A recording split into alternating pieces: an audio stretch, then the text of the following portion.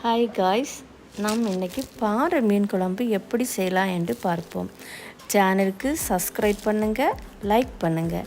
நான் இன்றைக்கி மீன் கடையில் ஒரு 300 ரூபா போல் பாறை மீன் வாங்கிட்டு வந்தேன்.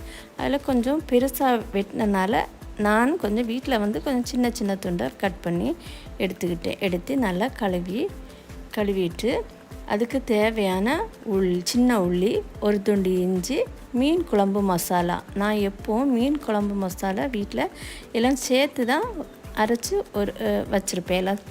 அதனால் ஒரு 3.5 ஸ்பூன் நான் அதை போட்டு வேறு ஒன்றுமே அதற்கு போடண்டா. பிறகு கொஞ்சம் கறிவேப்பிலையும் போட்டு அரைப்பேன், ஏன்னா அது முடிக்கு நல்லது. பிறகு கொஞ்சம் தேங்காயும் போட்டுட்டு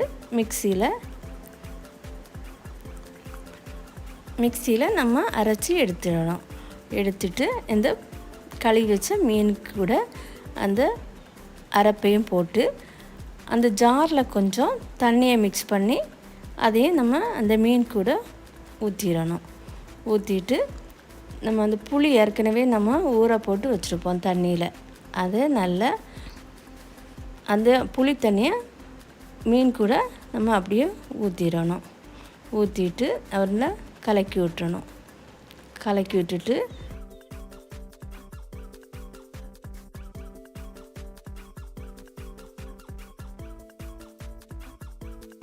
பச்சை மிளகையும் அரைஞ்சி நம்ம போட்டுக்கிறணும். அந்த பச்சை மிளகா போடும்போது நமக்கு நல்ல டேஸ்ட்டு கொடுக்கும் மீன், அதனால தான் அந்த பச்சை மிளகா போடுறது. ரெண்டாக கட் பண்ணி போடணும். அதுக்கு பிறகு நம்ம தேவையான உப்பு அதுக்கு மீன் குழம்புக்கு போட்டுறணும்.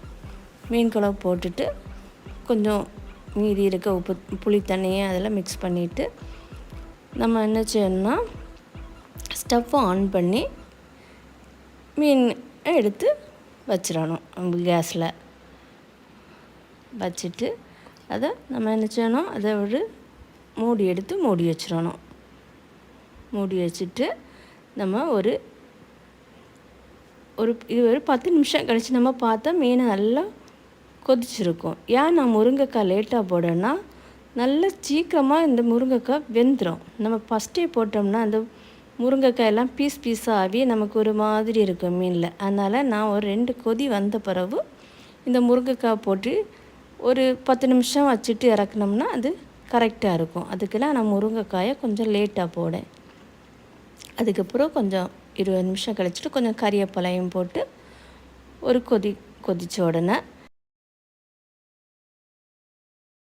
நல்ல கொதி வந்த பிறகு நமக்கு இது நைட்டு சாப்பாடு காக்கும்.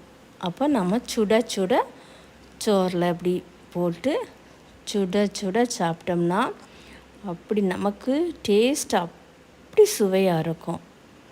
அதுதான் நான் நைட்டை சுட குழம்பு வச்சு கொடுத்துருவேன் பிள்ளைங்களுக்கும்.